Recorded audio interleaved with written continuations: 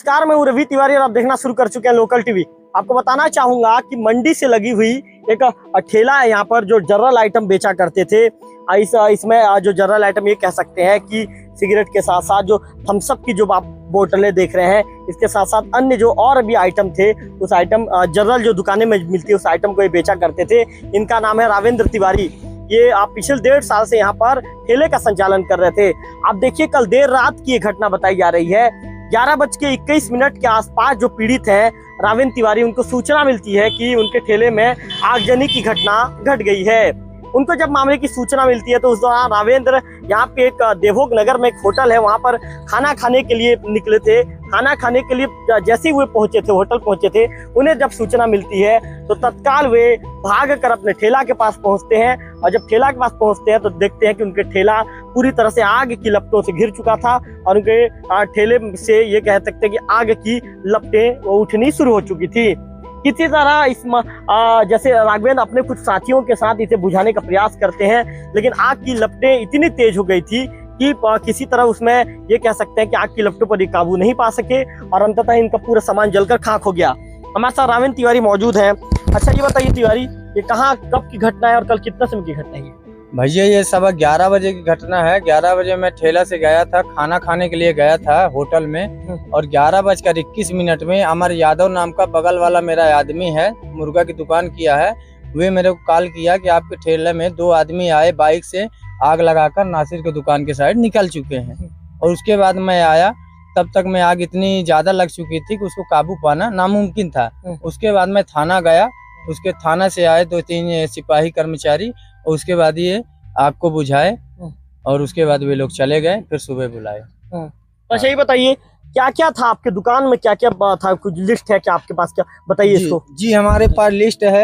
हमारा दुकान के अंदर फ्रिज रखा था, गुटखा, कोल्ड ड्रिंक, सिगरेट, किराना सामान, ठेला, गुल्लक, चॉकलेट, गुल्लर रखा था, कुर्सी, टेबल, बिजली मीटर लगा था, मतलब ये सब हमारे दुकान में सामान था। लगभग कितना का सामान था, पढ़ के बताइए इसको। ये हमारा फ्रिज आपका हो गया 20,000 रुपए का, गुटखा 5,000 का, कोल्ड ड्रिंक 7,000 का, सिगरेट 10,000 का, किराना सामान 30,000 का, ठेला किराए का था 30-35,000 का, और गुल्लक था उसमें 10-12 हजार रुपए पैसे रखे थे, चॉकलेट था 10,000 का, और गुल्लक में पैसा डाला था 5,000 रुपए।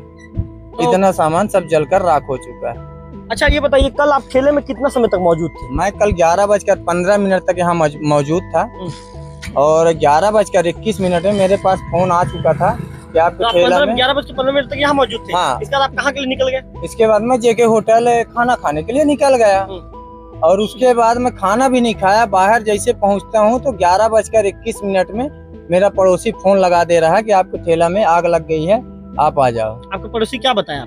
मेरा पड़ोसी बताया कि 2 आदमी आए हैं बाइक से, लाल कलर की गाड़ी में, और आग लगाकर नासिर दुकान के साइड में निकल चुके हैं, शिशु मंदिर स्कूल साइड। क्या क्यों आग लगाया? क्या किसी की दुश्मनी थी आपके साथ? अब दुश्मनी को तो कुछ बताया नहीं जा सकता है। कोई आदमी हो सकता है, कोई पैसा नहीं दे रहा है, सामान ले रहा है, उसके चक्कर में हो सकता है, पर अपना अभी कोई ऐसा विवाद हुआ नहीं कुछ दिन पहले।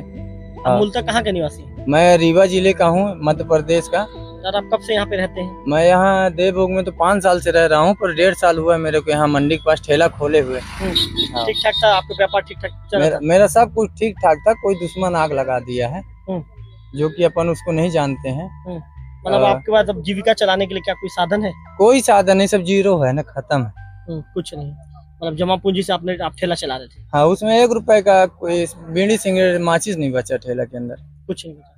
लगभग कितने का नुकसान हुआ? 1.5 से 2 लाख रुपए का नुकसान हुआ। तो आप रावेंद्र तिवारी को सुन रहे थे, इनका कहना है कि लगभग 1.5 से लाख के आसपास का नुकसान होने का अनुमान ये जता रहे हैं। मेरे कैमरा पर्सन विक्की से कहूंगा कि विक्की थोड़ा सा अंदर जाइए विक्की, चूंकि कांच है विक्की, आप भी देख के चलिए और अंदर जाके दिखाइए इन चीजों को किस तरह से। यहाँ पर आपको साफ तौर पर आपको दिख रहा होगा कि किस तरह से रावेंद्र तिवारी के ठेले को ये रावेंद्र तिवारी के ठेले में आगजनी की घटना घट गई है।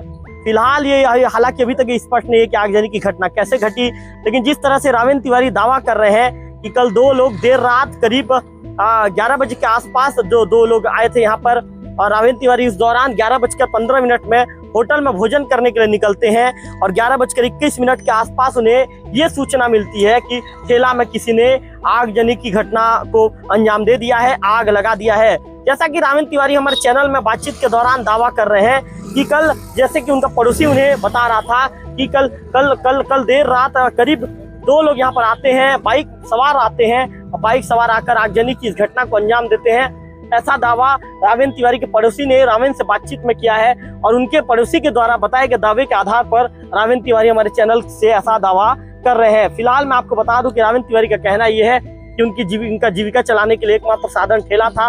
अब ठेला के आग में चले जाने, ये कह सकते हैं कि आगजनी जब ठेले के साथ घटित हो गया है तो उनके जीविका चलाने के लिए भी अब कोई साधन बच नहीं गया है। रावेंद्र तिवारी मध्य प्रदेश के निवासी हैं और पिछले 1.5 साल से यहाँ पर ठेला चलाकर अपनी जीविका चला रहे थे। फिलहाल आगजनी की घटना घटने के बाद रावेंद्र तिवारी के सामने एक ये जो रोजगार की समस्या भी उत्पन्न हो गई है। कैमरा पर्सन विक्की के साथ रविकांत तिवारी, लोकल टीवी।